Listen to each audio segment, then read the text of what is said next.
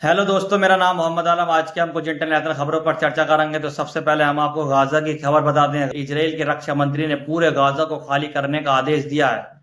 Israel के रक्षा मंत्री ने बुधवार को गाजा में बचे फिलिस्तीनियों को तुरंत शहर खाली करने का सख्त आदेश जारी किया। उन्होंने कहा कि फिलिस्तीन के लिए अंतिम मौका करार दिया और चेतावनी दी कि कोई भी वहीं रुकता है तो उसे हमास समर्थन माना जाएगा। ऐसे लोगों को इजराइल के ताजा सेना अभियान की पूरी ताकत का सामना करना पड़ेगा। ये बयान इजराइल के गाजा में जारी सेना कार्रवाई के बीच आया, जो 7 अक्टूबर 2023 को हमास के हमले के बाद भड़के संघर्ष का हिस्सा है। बता दें कि 1 अक्टूबर 2025 को ही इजराइल की हमलों में कम से कम 16 फिलिस्तीनी मारे गए थे। इजराइल के रक्षा मंत्री काट्स ने सोशल मीडिया प्लेटफॉर्म पर पोस्ट करते हुए कहा कि गाजा वासियों के लिए आखिरी अवसर है जो दक्षिण की ओर जाना चाहते हैं और हमास के आतंकवादियों को शहर में अकेला छोड़ना चाहते हैं। उन्होंने स्पष्ट किया कि गाजा में रहने वालों को आतंकवादी या उनके समर्थन माना जाएगा। गाजा में लगातार हमले जारी हैं। इधर इजराइल ने गाजा में अपनी सेना कार्रवाई बुधवार को तेज कर दी, जिसमें से 16 फिलिस्तीनियों की जान चली गई। अधिकारियों के अनुसार इन हमलों में विस्थापित फिलिस्तीनियों को निशाना बनाया गया, जिनमें से कई स्कूल एक शरण लिए हुए थे। अस्पताल के अधिकारियों ने बताया कि गाजा शहर के पूर्वी जैतून इलाके में स्थित अल फलाह स्कूल पर कुछ मिनटों के अंतराल पर 2 हमले किए गए। पहले हमले में सहायता के लिए पहुंचे लोगों पर हमला किया गया। इसी तरह शहर के पश्चिमी हिस्से में एक टैंक के पास जमा लोगों पर हुए हमले के में 5 फिलिस्तीनी मारे गए। गाजा सिटी में शिफा अस्पताल ने सूचना दी कि शहर के पश्चिमी इलाके में एक अपार्टमेंट पर हमला किया गया। एक फिलिस्तीनी की जान चली गई, जिसका शव अस्पताल पहुंचाया गया। मस्जिद गाजा के नुसरत शरणार्थी शिविर पर हमले किया गया, एक व्यक्ति की जान चली गई। गाजा स्वास्थ्य मंत्रालय ने बताया कि 66,000 से लोग ज्यादा फिलिस्तीनी मारे जा चुके हैं।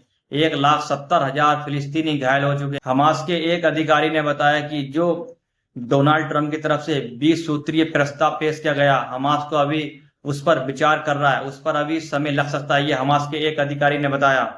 हमास नेता मोहम्मद नाजिल की ओर से बताया गया, जो डोनाल्ड ट्रंप की तरफ से 20 सूत्रीय प्रस्ताव जो रखा गया, उस पर हमास के नेता की तरफ से एक बयान आया।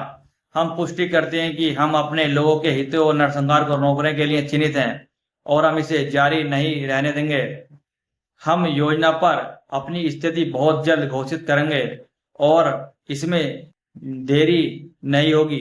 हमने युद्ध और नरसंहार को रोकने के लिए दृष्टिकोण से अमेरिका योजना पर चर्चा करने का निर्णय लिया है और हम मध्यस्थता और अरब इस्लामिक दलों के संपर्क में हैं। आपसी सहमति बनने के काम कर रहे हैं, ये हमास के नेता की तरफ से बताया गया। डोनाल्ड ट्रंप की तरफ से जो गाजा युद्ध विराम को लेकर चर्चा की जा रही है, जो हमास अभी उस पर विचार कर रहा है, उसी को देखते हुए अभी तक इजराइल की वायुसेना ने कोई हमला कम नहीं किए। गाजा में हमले बराबर हो रहे हैं। 57 फिलिस्तीनियों की मौत हो चुकी है। ट्रंप की शांति योजना पर चर्चा के बीच इजराइल ने गाजा में मचाई तबाही। एक दिन में 57 फिलिस्तीनियों की मौत हो चुकी है। ये हमला ऐसे समय हुआ जब ट्रंप की ओर से हमास को सीज फायर का प्लान दिया गया। बताया जा रहा है कि हमास ट्रंप और नेतन्याहू के प्रस्ताव पर कुछ बिंदुओं से खुश नहीं है और संशोधन चाहता है। गाजा पट्टी में इजराइल की ओर से किए गए हमलों में गुरुवार को गाजा में कम से कम 57 फिलिस्तीनियों की जान चली गई। गाजा के स्वास्थ्य अफसरों ने बताया कि इजराइल के हवाई हमलों में गोलाबारी में अलग अलग इलाकों में मौतें हुई हैं। ये हमला ऐसे समय पर हुआ जब फिलिस्तीनी गुट हमास अमेरिका राष्ट्रपति डोनाल्ड ट्रंप की शांति योजना पर विचार कर रहा है। ट्रंप की ओर से 2 साल से चल रहे युद्ध को समाप्त करने के प्रस्ताव पर हमास ने अभी तक कोई सार्वजनिक प्रतिक्रिया नहीं दी है। एपी के मुताबिक गाजा के नासिर अस्पताल की ओर से गुरुवार को बताया गया कि दक्षिण गाजा में इजराइल गोलाबारी में कम से कम 27 फिलिस्तीनी मारे गए। अधिकारियों ने बताया कि 14 और इजराइल सेना गलियारे में मारे गए। इस इलाके में मानवीय सहायता वितरण के दौरान पहले भी इजराइल की ओर से गोलाबारी होती रही है। गाजा की दूसरे इलाकों में भी मौतें हुई हैं। इजराइल ने किए तेज हमले। गाजा के मध्य शहर दील अल में स्थित अल अक्सा शहीद अस्पताल के अधिकारियों ने बताया कि इजराइल हमलों में कम से कम 13 फिलिस्तीनी मारे गए। गाजा शहर में शिफा अस्पताल के स्वास्थ्य अधिकारियों ने बताया कि एक शव मिला है और कई घायलों को अस्पताल में भर्ती कराया गया। उन्होंने बताया कि अस्पताल के कर्मचारियों को अस्पताल पहुंचने में दिक्कत हो रही है क्योंकि इजराइल आर्मी ने हमले बढ़ा दिए हैं। गाजा में सहायता ले जा रहे समुद्री फ्लोटिला जहाज को पकड़ लिया। ग्रेटर थनबर सभी कार्यकर्ताओं को पकड़ लिया और अशदोद बंदरगाह पर ले गए।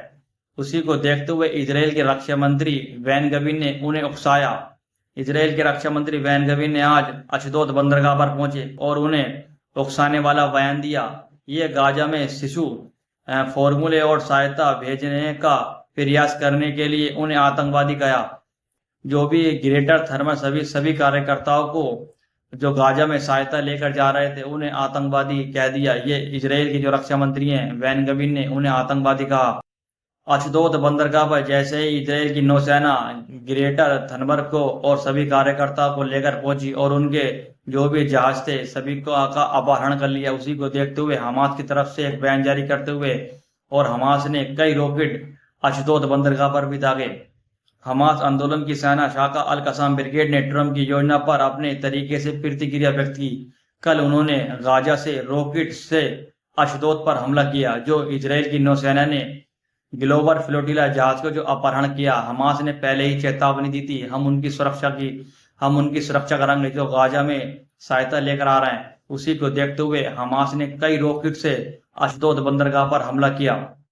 उधर तुर्की की तरफ चलते हैं। तुर्की में जो ईरान की संस्थाएं जो तुर्की में काम कर रही थी उनकी संपत्ति तुर्की ने जब्त कर ली है।